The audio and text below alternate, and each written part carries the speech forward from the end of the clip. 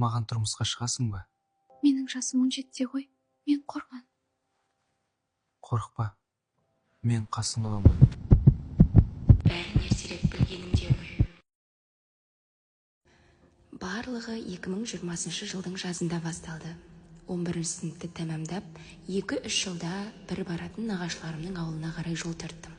Оның өзі досынан тәтем үйіме келіп, ауылға баратынын айтып, мені өзімен бірге алып кеткен болатын. Солайша киімдерімді жинап жолға шықтық. Ауылға келе сала көліктен түссем, алыстау жерде ағам және құдабала тұр. Жай ғана қарап, Сәлем. дедім де ары қаратай үйге кіріп кеттім.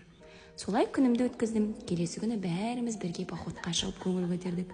Ішім пысқаннан айналамдағылардың бәрін суретке түсіріп отырмын. Оның ішінде құдабалам да бар. Солайша көңілді күйде уақыт өткізіп отырсам, қасыма тәтем келіп, Құдабала екеуінің араларында бірдеңе бар ма? Жоқ.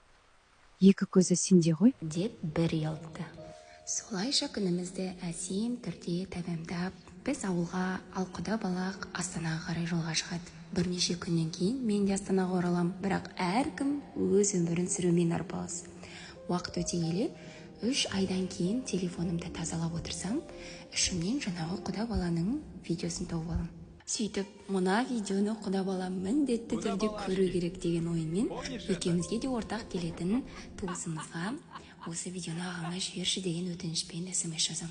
Бірақ ол кісіде оның номері болмайды, маған ВК-ға жазуды сұрайды.